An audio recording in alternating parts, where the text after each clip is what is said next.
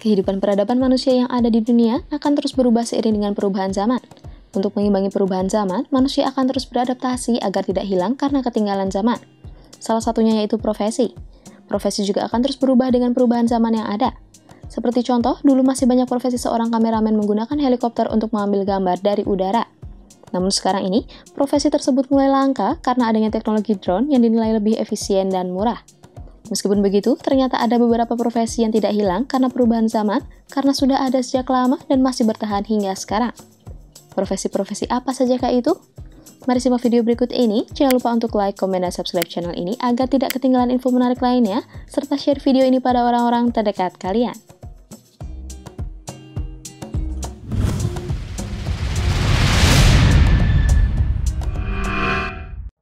Awalnya, manusia yang hidup secara berkelompok hidup dengan cara nomaden atau selalu berpindah tempat, sehingga tempat tinggalnya pun dibuat secara sederhana sekali dan tidak memiliki struktur yang kompleks.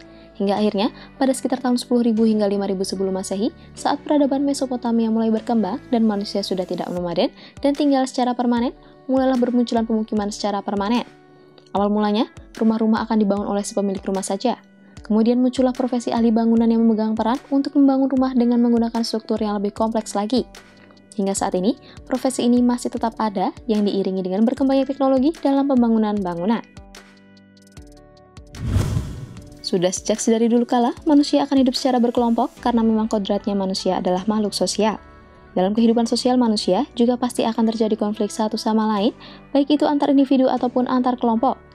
Awalnya, konflik yang terjadi sebagian besarnya tidak terorganisir atau akan terjadi secara spontan, hingga akhirnya tercetus ide untuk mengorganisasi sekelompok masyarakat untuk menjadi pelindung bagi kelompoknya guna mengantisipasi adanya konflik dengan kelompok lain.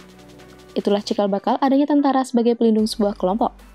Awal adanya tentara yang terorganisir tercatat ada sejak peradaban Sumeria sekitar tahun 4000 sebelum Masehi, dan hingga saat ini terus berkembang adanya tentara pada setiap negara untuk melindungi negaranya masing-masing.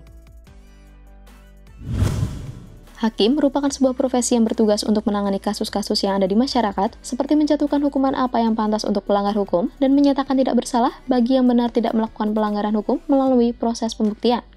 Profesi hakim ini sudah dikenal sejak peradaban Mesir kuno, sekitar tahun 3000 sebelum Masehi.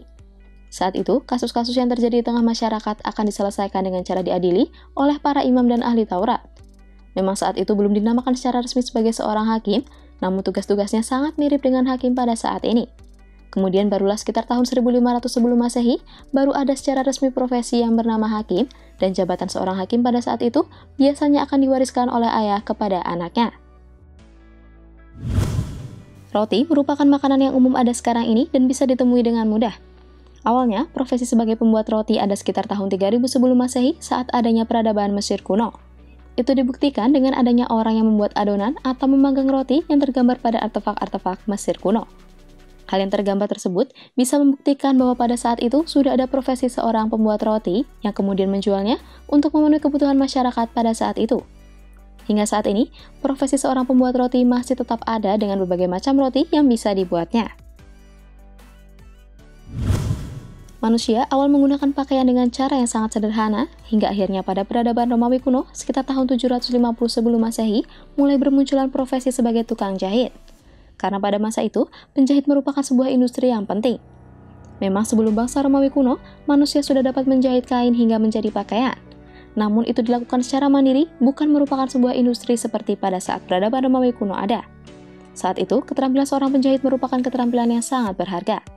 Hingga saat ini, profesi penjahit masihlah tetap ada dengan berbagai macam desain pakaian yang bisa dibuatnya.